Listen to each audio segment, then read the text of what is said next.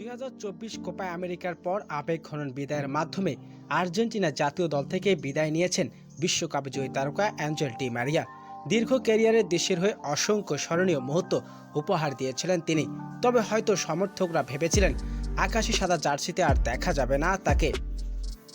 কিন্তু ফুটবল দুনিয়াতে এখন নতুন করে জোর গুঞ্জন, 2026 বিশ্বকাপ ফুটবলে আবারও আর্জেন্টিনার স্কোয়াডে দেখা যেতে পারে ডি মারিয়াকে।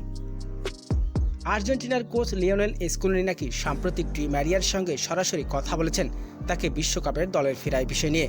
দলের অভিজ্ঞতার বড় ম্যাচ মানসিকতা এবং গুরুত্বপূর্ণ পারফরমেন্স করার সক্ষমতায় বিবেচনায় স্কলোনি নাকি ডি মারিয়াকে দারুণ গুরুত্বপূর্ণ মনে করেন। বিভিন্ন আর্জেন্টিনার এবং আন্তর্জাতিক গণমাধ্যমের দাবি, দেশের প্রয়োজনে আবারও জাতীয় দলের ডাকে সাড়া দিতে পারেন ডি মারিয়া। যদিও আনুষ্ঠানিকভাবে এখন কিছু নিশ্চিত হয়নি, তবে আর্জেন্টিনার সমর্থকদের মধ্যে এই খবর ইতিমধ্যে তৈরি হয়েছে ব্যাপক উত্তেজনা। ডি মারিয়া মানে বড় ম্যাচের নায়ক।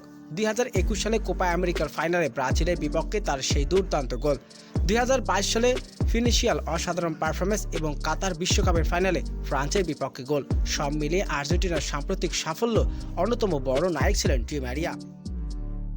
বিশেষ করে 2022 সালে বিশ্বকাপের ফাইনালে তার পারফরমেন্স এখনও ফুটবল প্রেমীদের চোখে ভাসে।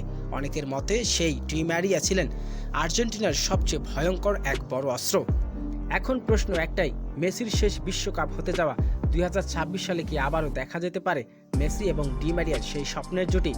যদি সত্যি অবসর ভেঙে আবারও ডি মারিয়া ফিরেন, তাহলে অভিজ্ঞতার নেতৃত্ব আর শক্তিশালী হয়ে উঠবে বর্তমানে চ্যাম্পিয়ন আর্জেন্টিনার। আর সামর্থ্যরা হয়তো আরেকবার দেখতে পারবে লিওনেল মেসি এবং ডি মারিয়ার সেই অসাধারণ কারিশমা।